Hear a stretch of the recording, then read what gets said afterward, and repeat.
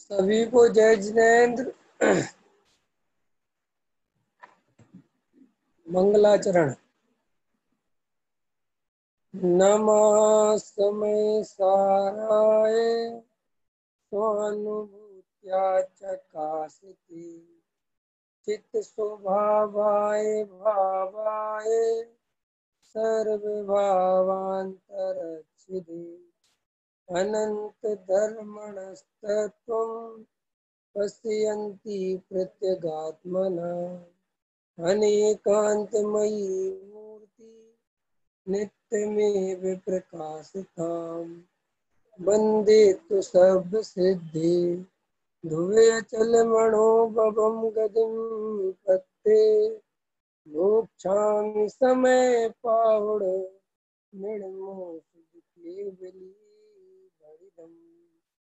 आत्मज्ञान ही ज्ञान है शेष सभी अज्ञान विश्व शांति का मूल है वीतराग विज्ञान वीतराग विज्ञान ही तीन लोक में सार वीतराग विज्ञान का घर घर हो प्रसार। वेद ज्ञान ही मोक्ष का साधन है। इस प्रकरण पर गुरुदेव श्री के माध्यम से हमारी चर्चा चल रही है। उसी में आगे क्रम से पढ़ते हैं। 23 नंबर का पेज है। ज्ञान चेतन स्वरूप है अर्थात वह सदा जागृत रहता है। जो रागात्मक वृत्ति आती है ज्ञान उसे तत्काल छिन्न भिन्न कर देता है और प्रत्येक पर्याय में ज्ञान शक्ति बढ़ती चली जाती है। जो एक भी रागात्मक वृत्ति को कदापि मोक्ष मार्ग के रूप में स्वीकार नहीं करता, ऐसा भेद ज्ञान उन वृत्तियों को तोड़ता हुआ स्वरूप की एकाग्रता को बढ़ाता हुआ मोक्ष मार्ग को पूर्ण करके मोक्ष रूप परिणमित हो जाता है। ऐसे परिपूर्ण ज्ञान स्वभाव की शक्ति का बल जिसे प्रतीति में जम गया उसे अल्प काल में मोक्ष अवश्य प्राप्त होता है। मोक्ष का मूल वेद विज्ञान है। राग को जानकर राग से भिन्न रहने वाला ज्ञान मोक्ष प्राप्त करता है और राग को जानकर भी राग में अटक जाने वाला ज्ञान बंध को प्राप्त करता है। क्या कह रहे हैं? ज्ञान चेतन स्वरूप है अर्थात वह सदा जागृत रहता है।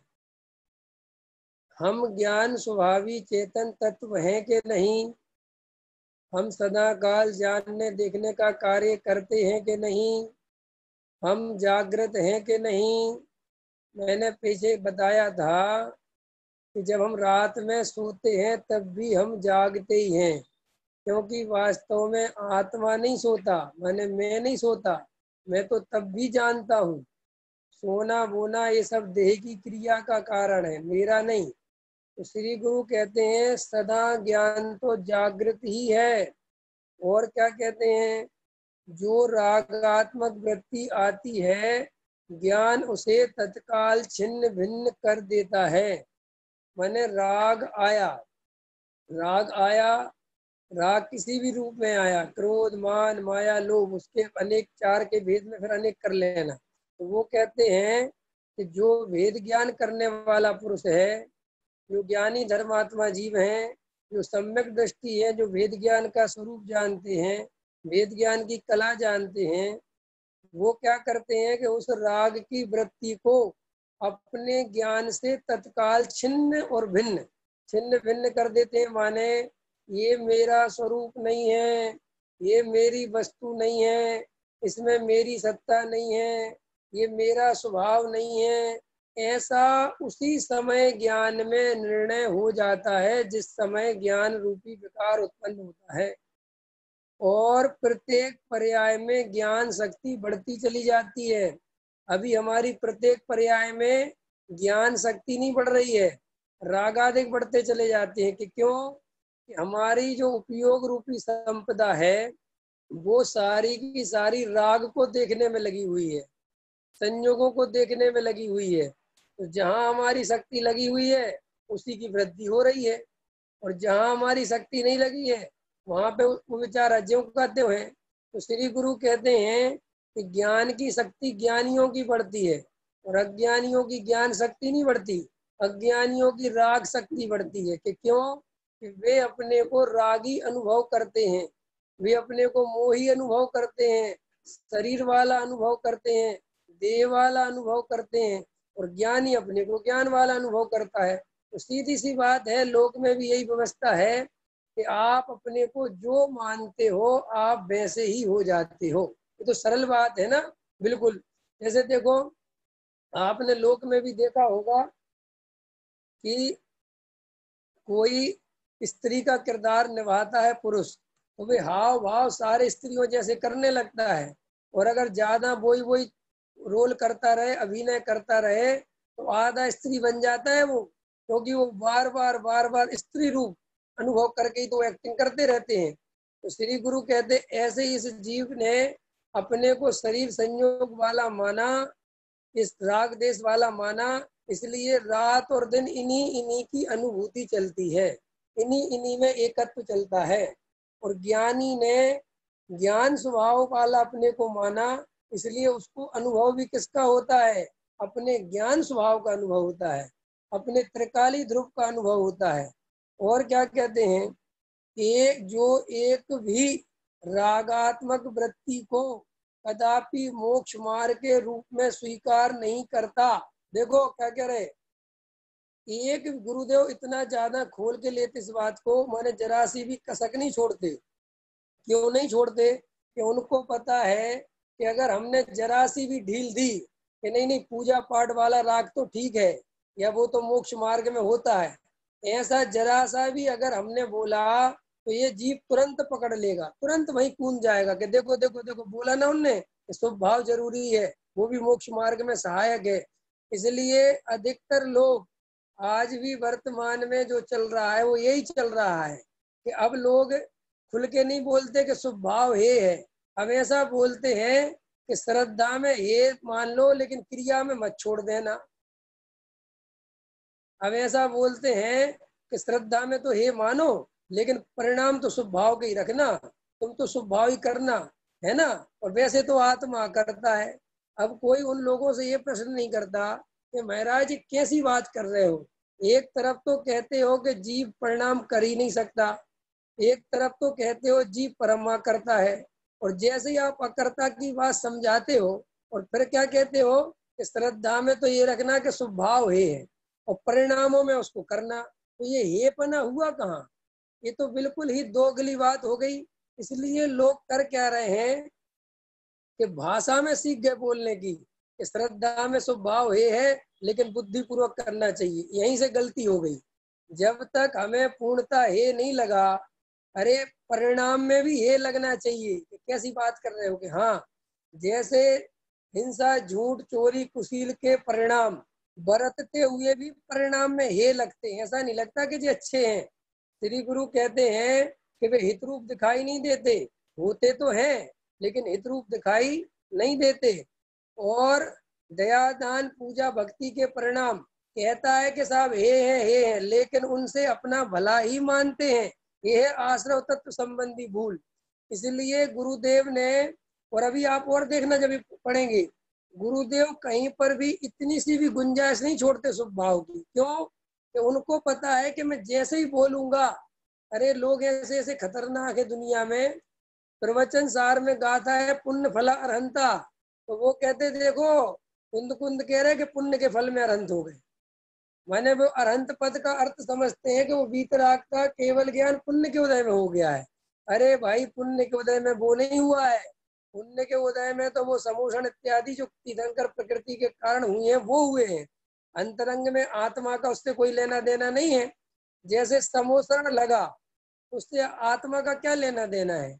और उनका वो परम औदारिक शरीर हो गया तो जब शरीर अपने ही नहीं है तो वो चाहे परम औदारिक हो जाए चाहे औदारिक हो जाए चाहे कुछ भी हो जाए उससे जीव का क्या लेना देना। अनंत परमात्मा का क्या लेना देना। ये तो सब पुण्य के उदय की संपदा है और उससे जीव का कुछ अच्छा बुरा नहीं होता। लेकिन लोगों को तो मन में चोर है ना, तो वो तो चूंकि कहीं पे भी कुछ भी मिल जाए।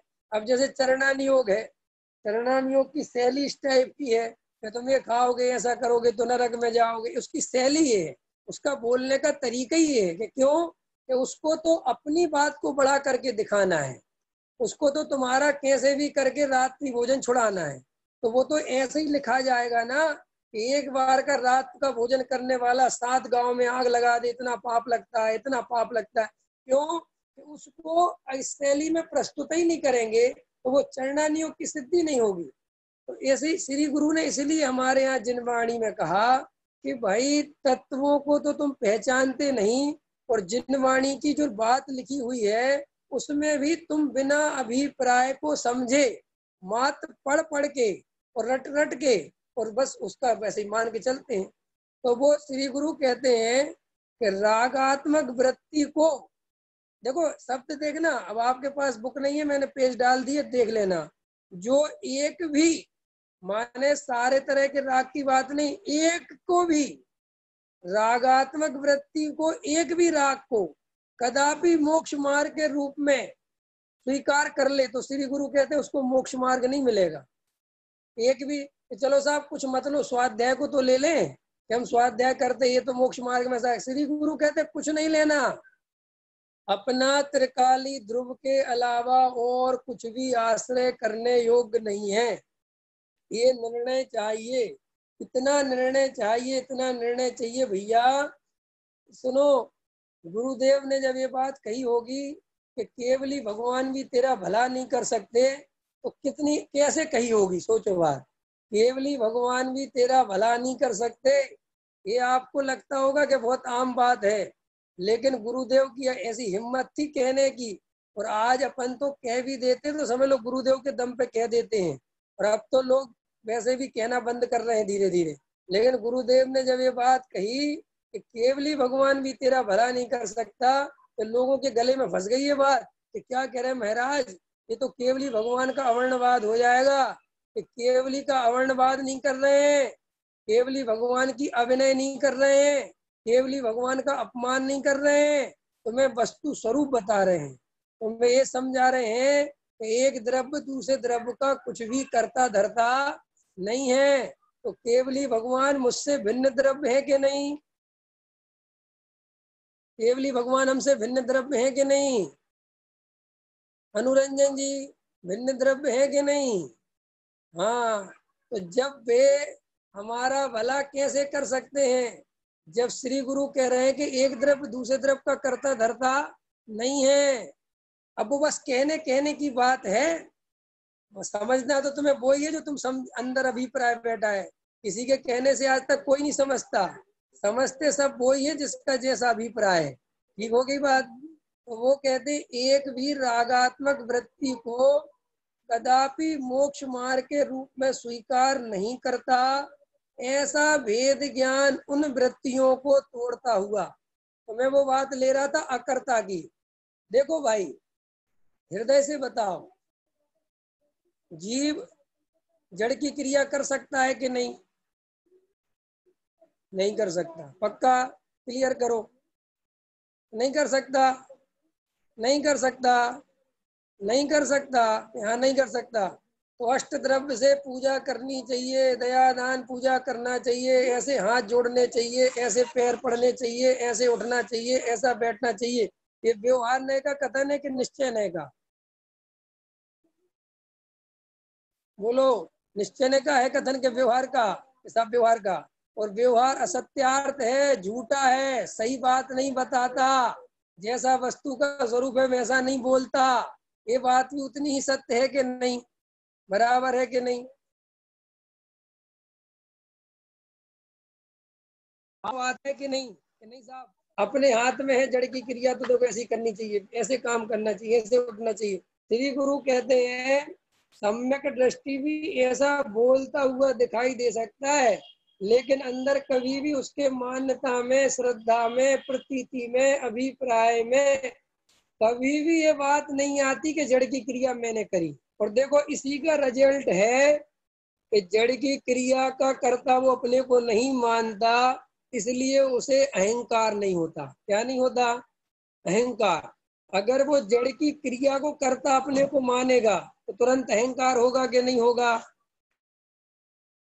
के भाई साहब सिद्ध करो। ये देखो सिद्ध करता हूँ। हम अज्ञानता में अगर हमारे जीवन में थोड़े से भी व्रतशील संयम आ जाए, थोड़े से, ज्यादा नहीं, थोड़े से, और वे थोड़े से भी नकली है बिल्कुल, उसमें असलियत बिल्कुल भी नहीं है। थोड़ा सा नकली बोल दूं, थोड़ा सा नकली का खुलासा कर देता हूँ कि हम सब रात में भोजन नहीं करते, लेकिन काजू किशमिश सब खा लेते हैं, दूध पी लेते हैं। क्यों भैया?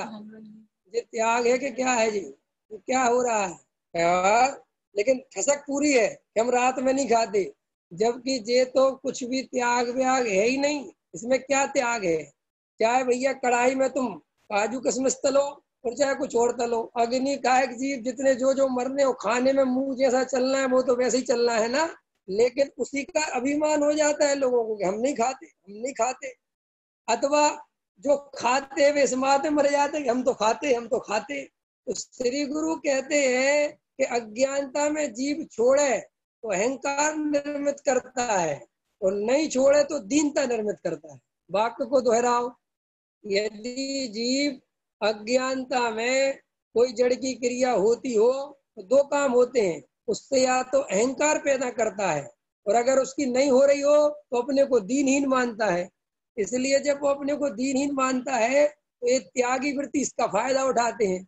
लोग उसको और कहते हैं कि तू दीनहीन है, तू पापी है, तू चार गति में सड़ेगा, तू ये करेगा। मैं कल रात्रि में एक बात विचार कर रहा।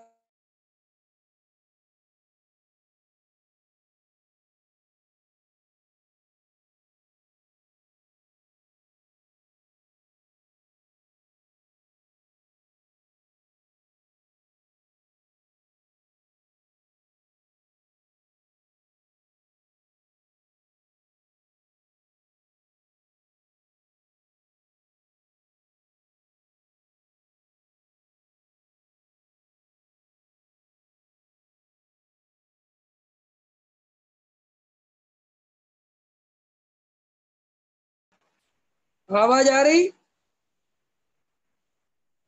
आवाज नहीं आ रही? आवाज आ रही मेरी?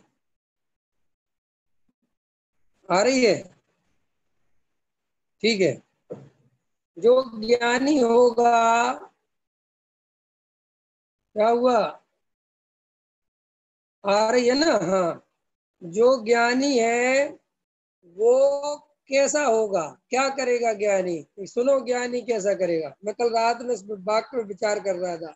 ज्ञानी अज्ञानी जीवों के प्रति करुणा करेगा। अज्ञानी जीवों के प्रति क्या रहेगी हृदय में? करुणा। नहीं आ रही आवाज? क्या हो गया? नेटवर्क क्या प्रॉब्लम कर रहा है? आवाज नहीं आ रही क्या? ये जा रही है बार बार, है ना? आप लोग रुक जा रहे हो सारे के सारे। अब वापस आ रही है, पहले नहीं आ रही थी, अब बराबर आ रही। अब थोड़ा आने दो पहले, फिर बोलता हूं मैं।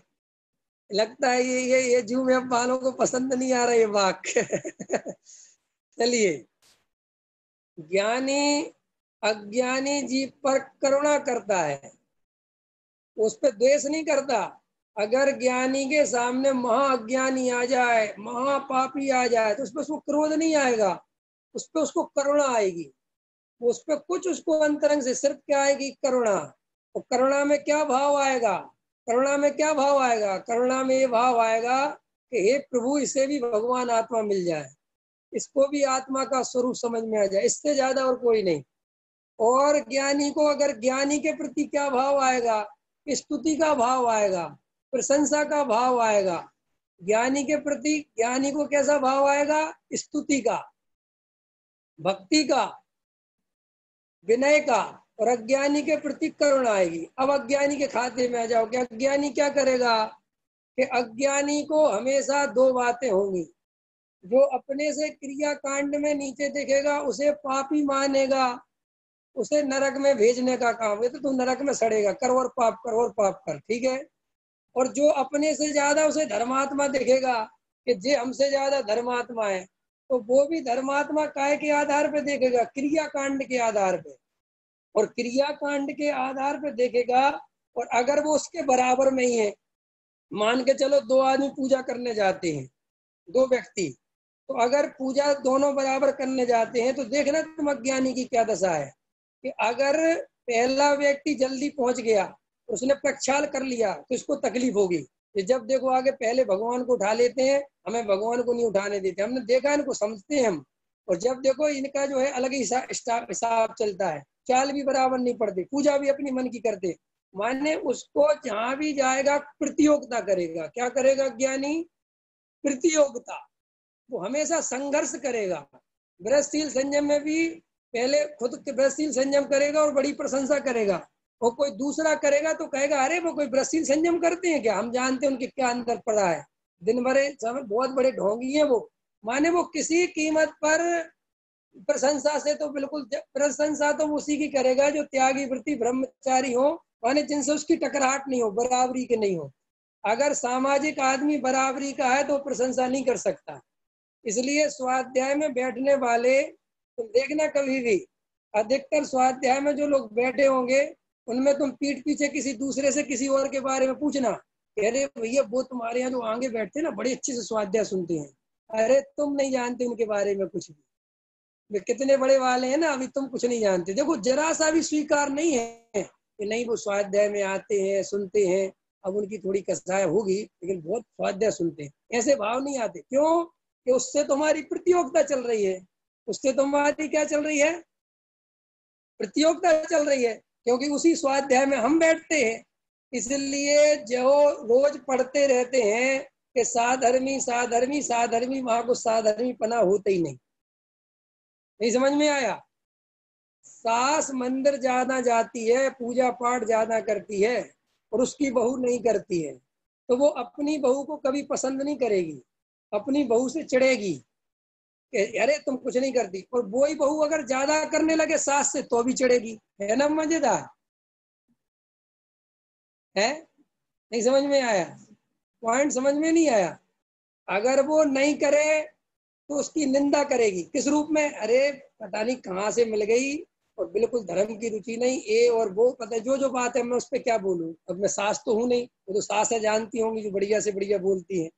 और वो बहू अगर सास की बात सुन के ज्यादा ही पलट जाए, घर गृहस्थी ऐसे नहीं चलती, इतना भी प्रवचन सुनने को नहीं कहा और तुम क्या करोगे प्रवचन सुन के, मतलब गजब गजब की बातें हैं। तो ये क्यों हो रहा है कि आत्मज्ञान से रहित लोग हैं, क्या ये दशा क्यों हो रही है, आत्मज्ञान नहीं है। और इसको कोई पहचानने को राजी नहीं है कि अरे हम इतनी जड़ की क्रिया करते हैं, इतना सब नियम धर्म पालते हैं, तो हमारी तो कसाय सबसे ज्यादा मंद होनी चाहिए, हमें तो उल्टा इतनी कसाय मंद होनी चाहिए।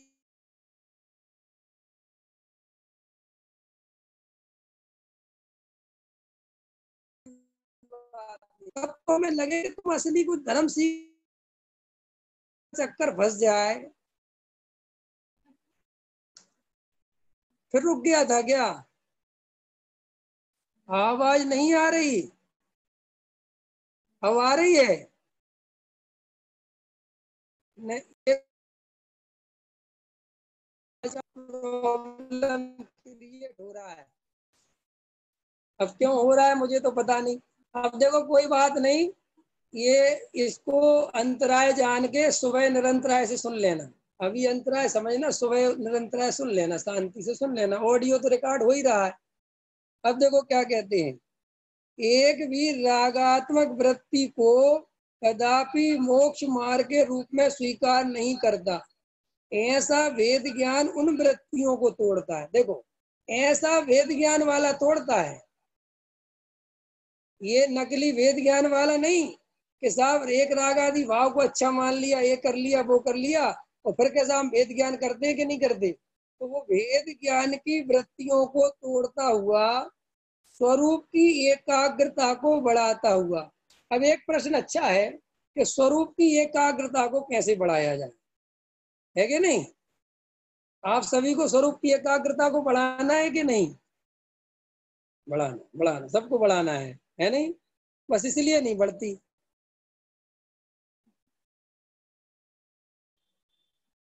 इसलिए तो नहीं बढ़ती। बढ़ाना है, बढ़ाना है, बढ़ाना, इसलिए तो नहीं बढ़ती। तो फिर क्या करना कि बढ़ाने को भी छोड़ दो, विश्राम में शांति से बैठ जाओ। कुछ मत सोचो कि उपयोग बदल जाए, ये हो जाए, कुछ मत सोचो, क्योंकि ये सोचना भी उपयोग को खराब करना है। तो कुछ तो काम बताना पड़ेगा कि शांति से बैठना सीख जाओ, बस कुछ मत करो। कि फिर वे भाव आएंगे, तो वे भाव तुम्हारे ही नहीं है, तुम डरते क्यों। जानो और देखो, आने तो जो आ रहा है। कि पंडित जी एक बात है, पद्मासन बैठेंगे, खड़गासन बैठेंगे, लेट के वे करें, क्या करें। फिर तुमने करना पूछा, हम कह रहे जहाँ जैसे बैठे हो शांति से बैठ जाओ, लेट के आराम लगता है लेट के बैठ जाओ। कुछ ज्यादा दिमाग क्यों लगाना, खर्च क्यों करना, हर जगह कुछ करना करना क्यों सोचते हो। एक अच्छा वाक्य सुना देता हूँ कि एक व्यक्ति ने पूछा, श्री गुरु मेरी मुक्ति क्यों नहीं होती। उनने कहा, तू आज तक मुक्ति के उपाय करता रहता इसलिए मुक्ति नहीं होती। और बोले क्या बात करते, बोले हाँ, मुक्ति के उपाय बंद कर दे मुक्ति हो जाएगी। क्या कहा, मुक्ति क्यों नहीं होती। बोले तू रात और दिन मुक्ति की चिंता करता है इसलिए मुक्ति नहीं होती। तू मुक्ति की चिंता छोड़ दे, तू मुक्ति के छोड़ और शांति से बैठ जा, अपने आप मुक्ति हो जाएगी। इसको कहते परम आकर्ता। जैन दर्शन परम आकर्तावादी है ना। इस परम आकर्ता का समझते हो कि सुनो, मोक्ष की पर्याय तो छोड़ो। मुनिराज छठवे से सातवें से छठवे में आ गए, छठवे सात में चले गए, छठवे सात, छठवे सात, ऐसा होता रहता है। तो भी मुनिराज को ये आकुलता नहीं होती कि मेरे साथ 1000 मुनियों ने दीक्षा ली थी या 100 मुनियों ने दीक्षा ली थी, जिसमें से 10 को साथ ही से प्रमत्त दशा हो गई, छपक श्रेणी चढ़ गए और मोक्ष चले गए, और मैं यहीं रह गया। ऐसा कभी भी मुनिराज को आकुलता नहीं होती। सोचो काय की दम पे नहीं होती। मैं तो मुनिराज का उदाहरण दे रहा हूं ना। अभी मैं आपको और नीचे दे सकता हूँ कि हमारे कितने उदाहरण पड़े हुए पुराणों में कि सब के सब दीक्षित हो रहे हैं, दीक्षा ले रहे हैं, और एक सम्यक दृष्टि शांति से घर में बैठा हुआ, उसे बिल्कुल ये नहीं लग रहा कि हो क्या रहा है मेरे साथ। ये है असली अकर्ता का निर्णय कि भाई साहब जिस समय जो पर्याय आनी होगी वो वही आएगी। ये है असली निर्णय। इससे आती है निर्विकल्पता, इससे आता है विश्राम, इससे आता है पर्याय में अकर्ता स्वभाव का बल, इससे आती है वो अंदर के आनंद की झलक। क्योंकि आनंद कर्तृत्व में उड़ता है। आनंद क्यों नहीं आता, क्योंकि कर्तापन चल रहा है। क्या चल रहा है, कर्तापन।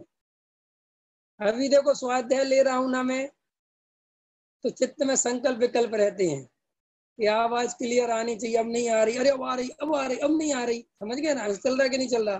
तो वो चित्त चंचल हो रहा है, और आप में से किसी व्यक्ति ने स्वीकार कर लिया कि आएगी तो सुन रहे हैं, हम जब नहीं आ रही तो शांति से आंख बंद करेंगे, फिर आने लगेगी, फिर सुनने लगेंगे। मैं तो अपने में रहता हूँ। तो देखो वही आकुलता खत्म हो गई कि नहीं।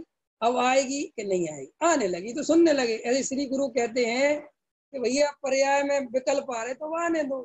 अब इन्हीं को देखते हैं कि फिर एकदम से निर्विकल्प हो गया, ये भी आ गया, इसको भी देखते। तो देखो उसी सहजता में निर्विकल्प दशा आ जाती है। और जो निर्विकल्पता के पीछे पड़ता है कि निर्विकल्प निर्विकल्प निर्विकल्प निर्विकल्प, उसके कभी निर्विकल्पता आती ही नहीं। ऐसा ही वस्तु का स्वरूप है। इसीलिए श्री गुरु कहते हैं कि भाई वो एकाग्रता को बढ़ाता है, भाषा ऐसी है, और वास्तव में ऐसा है कि उसका चित्त ज्ञायक भगवान आत्मा के निर्णय से इतना शांत हो गया है कि उसको सहजता में ही अपने आप ही आनंद आता है, वो शांत हो जाता है, एकाग्र होने लगता है। वो एकाग्र करता नहीं, एकाग्र होने लगता है कि नहीं? उदाहरण दे दूं कोई कि बिना उदाहरण के समझ गए? समझ गए होगे बिना उदाहरण के, ज्यादा समझाने की जरूरत नहीं। चलिए, और क्या करते हैं, मोक्ष मार्ग को पूर्ण करके मोक्ष रूप परिणमित हो जाता है। ऐसे परिपूर्ण ज्ञान स्वभाव की शक्ति का बल, देखो पकड़ो इस बात को, ऐसे परिपूर्ण ज्ञान स्वभाव की शक्ति का बल, माने मैं वर्तमान में परिपूर्ण हूँ, मैं वर्तमान में भगवान हूँ, मेरे में कोई कमी नहीं है, मैं बना बनाया भगवान हूँ, मैं त्रिकाल शुद्ध हूँ। ये निश्चय न से कि व्यवहार न से? जल्दी बोलो, ये निश्चय न से कि व्यवहार न से? चलो किसी से पूछते हैं, कोई है पूछने वाला? दिख ही नहीं रहा। हाँ बताओ संजय भैया, निश्चय न से कि व्यवहार न से? है ना, हमें ना पता निश्चय न व्यवहार न, आप ही जानो कौन सा नय लगाना है। पंकज जी, कौन से नय से शुद्ध बुद्ध हूं मैं, निश्चय से के व्यवहार से? हैं सुबोध जी, निश्चय से? हाँ, व्यवहार से तो मैं अशुद्ध हूँ जी। है, और मजेदार बात है, श्री गुरु कह रहे हैं कि श्रद्धा व्यवहार की है ना मजेदार बात। देखो एक बात बताओ, मैं भी एक आप अपने अपने हृदय को टटोलना कि आपको किसका विश्वास है। देखो मैं दो वाक्य बोलूंगा, दोनों वाक्यों में मिलान करना कि हमें बल किस पे आया। देखो ही बोलता हूं मैं, सुबोध कुमार जी, आप बहुत बढ़िया आदमी हो, आप बहुत अच्छे, आपका ऐसा है, आप जो है ना ये थोड़ा सा व्यवहार में बहुत बढ़िया, ये वो ऐसा मैं बोल रहा हूँ, पैसे वाले हो। अब मैं आपके बारे में जितना जानता हूँ, ठीक है, आप रागी हो, अभी कसाय थोड़ी सी है, मोही हो। अब एक तो ये वाक्य बोला मैंने, अब दूसरा वाक्य, आप त्रिकाल शुद्ध हो, आप गायक हो, आप भगवान हो, आप बने बनाए भगवान हो। तो श्री गुरु कहते हैं कि ज्ञानी को जो पहला वाक्य बोला था उसका बल नहीं है, उसका तो बल आता ही नहीं। वो तो बिल्कुल उसको ऐसा व्यवहार करते हैं कि बिल्कुल झूठा जानते हैं, बात झूठी है। उसको इसका बल आता है कि मैं त्रिकाल शुद्ध हूँ, क्योंकि उसकी नजर किस पे है? त्रिकाल गायक शुद्ध पे। ऐसे ही इधर आओ कि मुमुक्षु बन तो गए सुन सुन के, लेकिन नजर है मोह राग देश पे, नजर है पर्याय पे, है पर्याय दृष्टि पे। आवाज आ रही? तो नजर है पर्याय दृष्टि पे, तो पर्याय बोलता तो है अपने को शुद्ध शुद्ध शुद्ध, और अंदर वो नजर कहाँ रखे हुए है? पर्याय पे। नजर कहाँ रखे हुए है? पर्याय पे।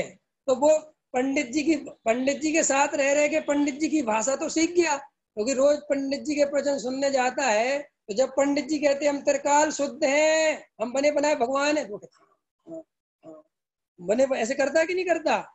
और पंडित जी ने 55 मिनट बोला कि तुम भगवान हो, तुम त्रिकाली शुद्ध, क्योंकि समय साल लेके बैठे थे तो बराबर बोला। फिर पंडित जी ने 55 मिनट के बाद बोला कि आज हमने बहुत ही सुंदर निश्चय नय का विषय लिया और आप लोगों ने चर्चा को बहुत ध्यान से सुना, लेकिन निश्चय नय का गहराई से अध्ययन करना, लेकिन इसका अर्थ ये नहीं कि व्यवहार छोड़ देना, इसका मतलब ये नहीं है कि मंदिर पूजा पाठ छोड़ देना। शुद्ध तो हो तुम, लेकिन वो द्रव्य स्वभाव से।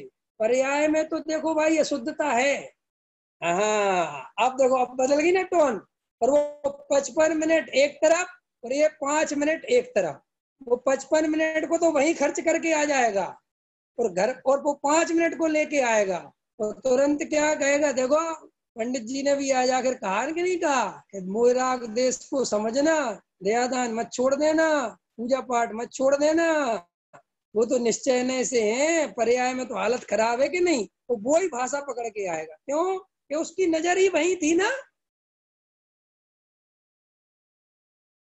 नहीं आया? उदाहरण दे देता हूँ, नजर क्या होती है।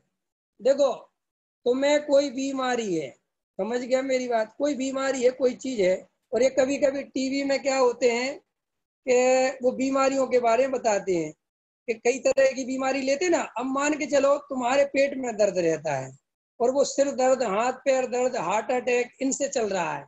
लेकिन आपको पता है कि ये पेट पे आएगा थोड़ी देर बाद और पेट का इलाज बताएगा, तो आप किसका इंतजार करते रहते हो?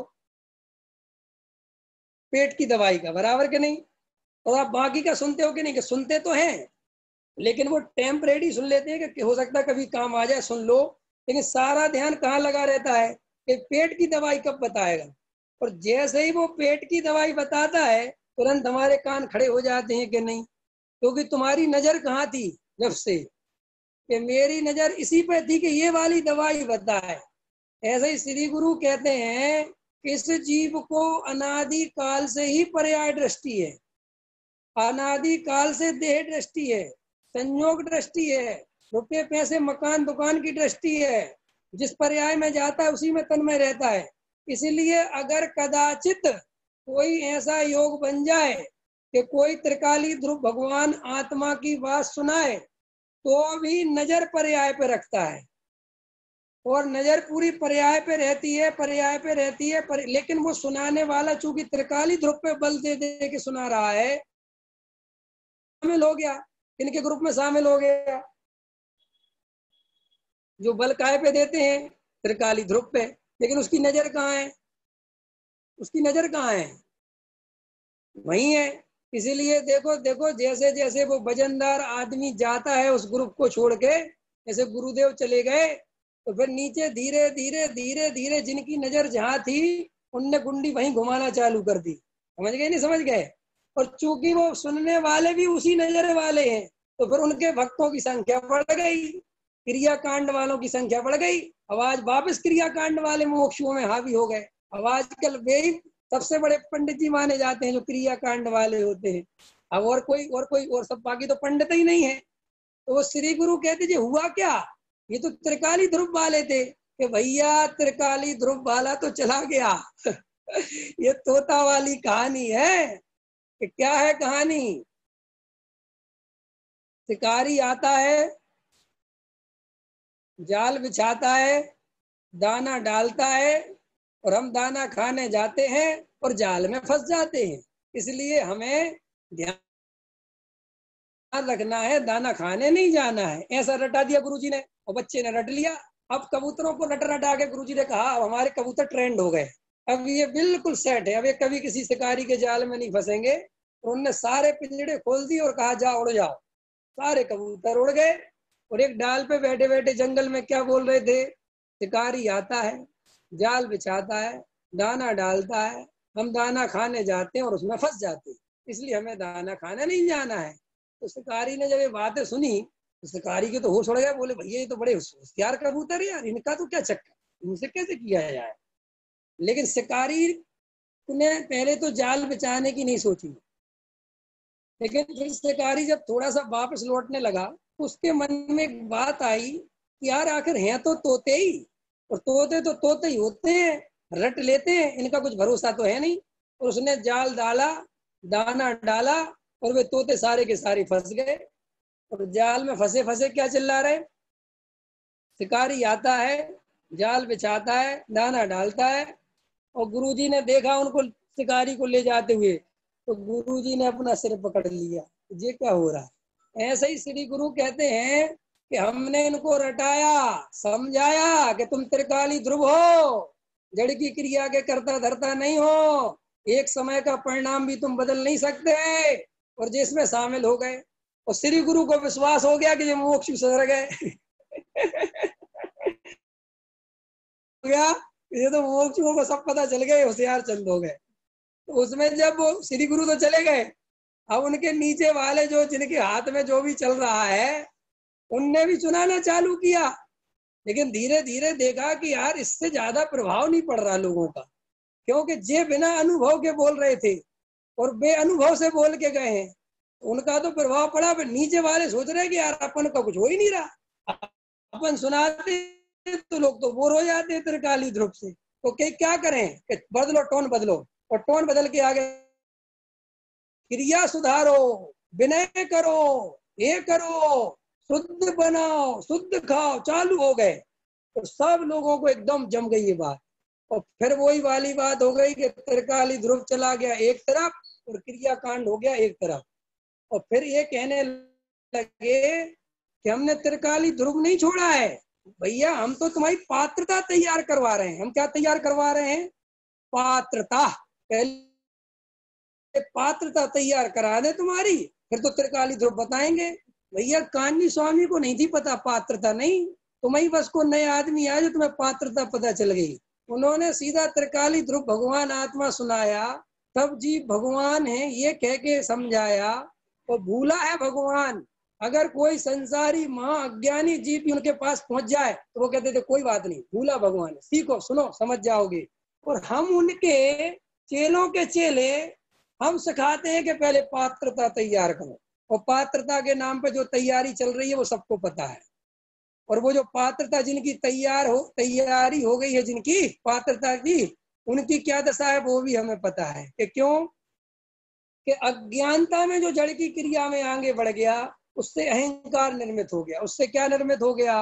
अहंकार। और अहंकार निर्मित होने से क्या हो गया? कि मजेदार बात हो गई। अब अहंकार निर्मित हुआ तो पंडितों को तो खंडित हो गए। अब त्यागी वृत्ति, हमसे बड़ा त्याग व्रत चाहिए? नहीं समझ में आया। एक बार की सच्ची घटना है। हमने एक किसी व्यक्ति से कहा कि फलाने हमारे यहाँ पे आए हैं और वो प्रवचन कर रहे हैं, आप आओ सुनने के लिए। अच्छा, बोले बताओ रात में पानी पीते हैं? हमने कहा हाँ पीते हैं। लो, ऐसे लोगों से क्या सुनना? वो क्या सुनाएंगे अभी हमें? ये तो हमसे भी कह गुजरे हैं। हमारा तो चारों प्रकार के आहारों का त्याग है। अब इसका मतलब इसे कौन चाहिए? इसे अब वो आदमी चाहिए जो इससे भी आगे हो। समझ में आ गई? माने अगर जो रात को थोड़ी बाम बाम लगवा लेता है तो वो बाम भी नहीं लगवाता हो, सीधा कुल में लाके, समझ गए ना कौन होना चाहिए? वो होना चाहिए। अब उसकी सुनेंगे, और उसकी सुनेंगे, और उससे क्या सुनेंगे ये भी सुन लो। उससे त्रिकाली ध्रुव नहीं सुनेंगे, उससे इसी क्रियाकांड को सुनेंगे। और वो इसी क्रियाकांड को सुनाएगा। कि क्यों? कि वो भी क्रियाकांड में रस ले लेके परेशान है। वो भी उससे अपने को बड़ा मानता है और ये भी अपने को बड़ा मानता है। इसलिए दोनों को अपने को बड़ा मानते हैं। तो बस कह दूं वो कहावत, फिर वही कहानी हो जाती है। मेरा कहने का मतलब ये है कि भाई अंतरंग से ज्ञान स्वभावी त्रिकाली ध्रुव भगवान आत्मा के, और ये मैं अपने मन से नहीं कह रहा हूँ, ये गुरुदेव श्री कह रहे हैं कि रागादिक वृत्ति को एक को भी वो मोक्ष मार्ग नहीं मानता, और ना उससे भला मानता है, ना उसे अच्छा मानता है। और इसका अर्थ क्या है? इसका अर्थ ये है कि वो उन्हें मानता भी नहीं है और अच्छा कहता भी नहीं है। ख्याल में है कि अच्छा नहीं कहता करता है कि वो हमेशा कहता है कि असली त्रिकाली ध्रुव भगवान आत्मा की शरण लो। फिर वो पूछेगा शिष्य कि व्रतशील संयम आदि करें कि नहीं, ऐसे गुरुदेव से प्रश्न करते हैं कि करें कि नहीं, तो भाव करें कि नहीं, तो गुरुदेव हमेशा उत्तर देते थे तुम त्रिकाली ध्रुव भगवान आत्मा की शरण लो, सच्ची श्रद्धा करो, सात तत्व की प्रतीति करो, आत्मानुभूति करो, वेद ज्ञान करो। हिसाब वो दयादान पूजा भक्ति कि वो भी भूमि का अनुसार अपने आप होते हैं। वो क्या बोलते थे फिर भी उन, और साथ में ये नहीं बोलते थे कि होते हैं, साथ में ये बोलते थे कि होते हुए उन्हें हे जानते हैं। क्या कहते थे साथ में? होते हुए भी, पंकज जी, होते हुए भी हे जानते। समझ में आई? इसलिए भाई साहब, गुरुदेव सबको नहीं पच पाए और ना पचा सकते हैं।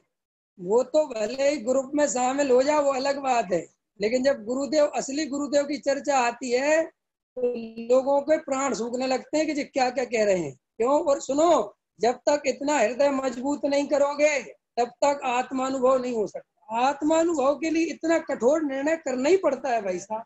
अरे लोक में भी हम एक कठोर निर्णय करते तब हम कुछ कर पाते हैं।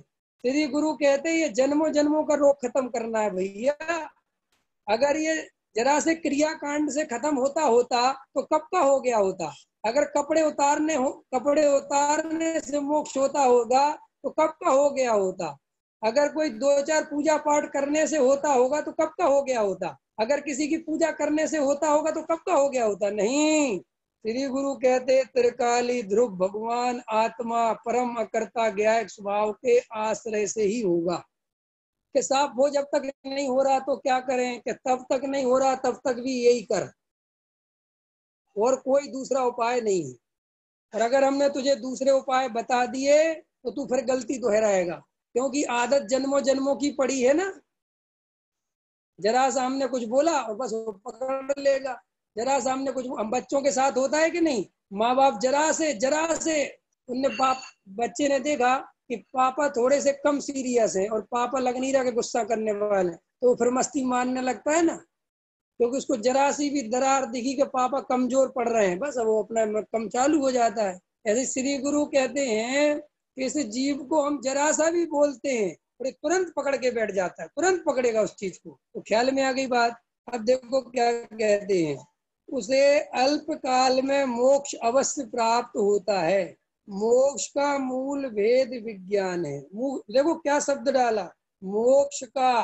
मोक्ष शब्द को मैं थोड़ा सा हटा के कह रहा हूँ, आनंद का, सुख का, मस्ती का मूल भेद विज्ञान है।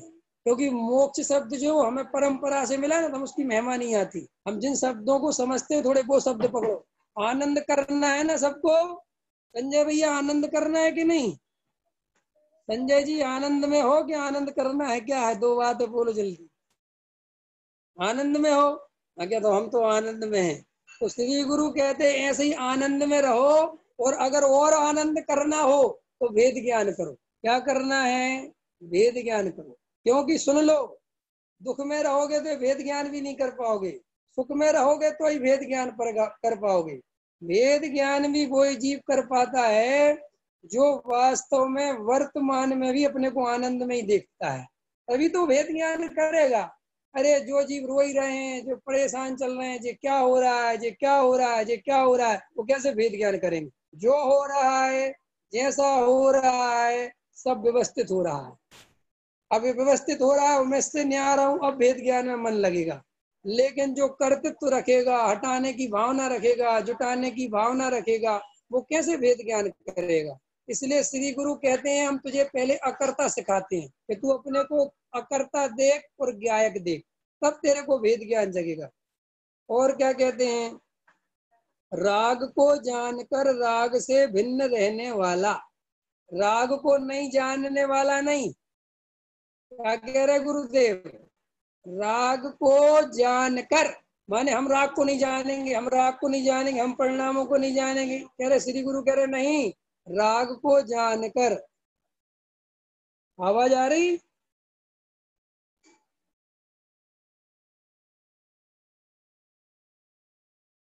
रुक रही आवाज? आवाज आ रही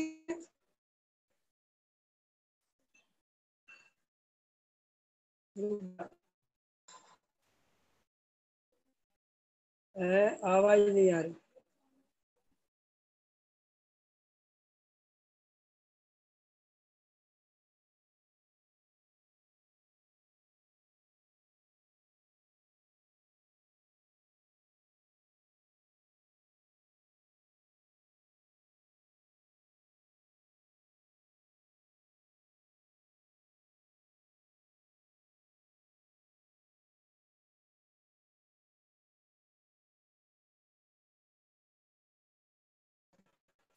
आवाज नहीं आ रही?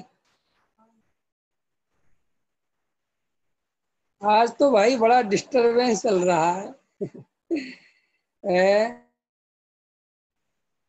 चलने दो डिस्टरबेंस चलने दो। चलो क्या कहते हैं, राग को राग जानकर राग से भिन्न रहने वाला, माने राग को भिन्न जानना है। राग को जानने का निषेध नहीं है कि हमें जो संकल्प कल चलते हम इनको नहीं जानेंगे। श्री गुरु कहते नहीं, इनको जानो, इनसे कोई प्रॉब्लम नहीं है जानने में, आने तो जान। और सुनो मजेदार बात, जितने ज्यादा जानने में आए वो इस बात की निशानी है कि तुम उतने ज्यादा जागृत हो। क्या कहा मैंने?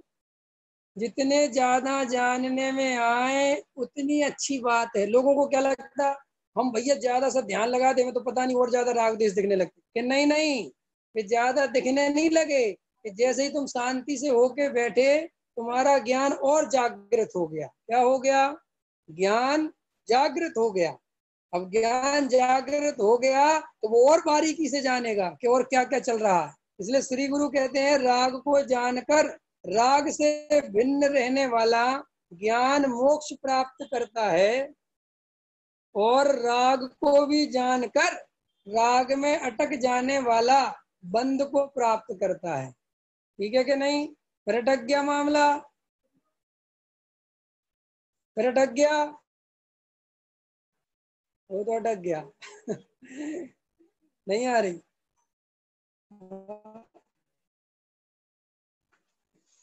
आज तो बार बार आवाज आ रही है, बार बार जा रही है, पता नहीं क्या हो रहा है। अब तो आ रही है।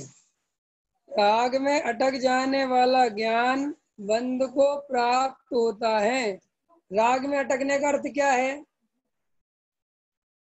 राग में अटकने का अर्थ है कि मैं राग वाला हूँ, ये राग मैंने किया, ये राग बुरा है, ये राग अच्छा है, ये राग हट जाए, ये राग आ जाए, ये सब है राग में अटकना। ख्याल में है ना? ये राग में अटकने वाला, जानने वाला ज्ञान बंध को प्राप्त करता है। ठीक है, अभी मैं यहाँ ही क्लास पूरी कर रहा हूँ, क्योंकि इसमें कुछ आज डिस्टरबेंस ज्यादा चल रहा है, तो अभी का समय पूरा कर रहा हूँ।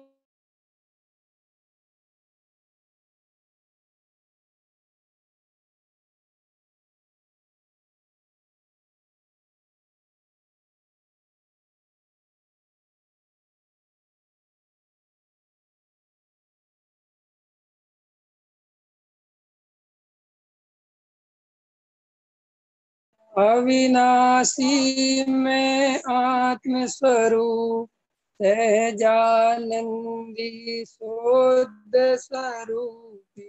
अविनाशी में आत्मस्वरूप, देह मरे पर मैं नहीं